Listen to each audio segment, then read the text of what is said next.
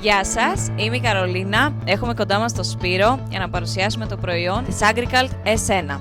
Σπύρο, πες μας λίγα λόγια για το προϊόν. Το προϊόν S1 της Agricult αποτελείται από ίνες σκοποφίνικα, τύρφη, περλίτη και κομπόστ. Είναι ιδανικό για φυτά εξωτερικού χώρου.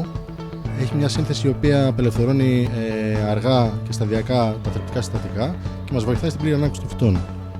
Στο κάτω μέρος της γλάστρας βάζουμε ελαφρόπετρα.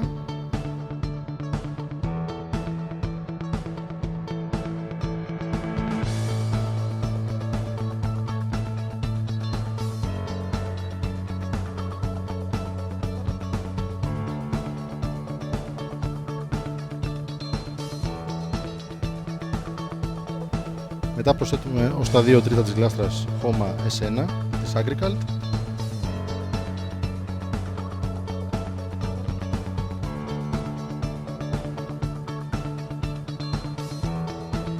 Τοποθετούμε το φυτό μας.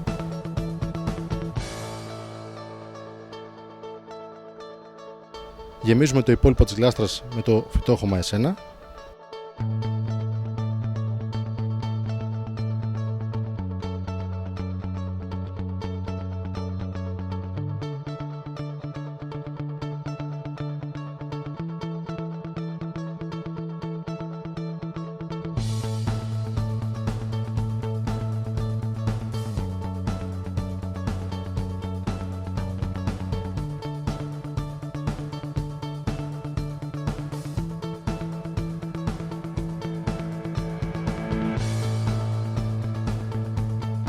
Πιέζουμε καλά και στο τέλος ποτίζουμε.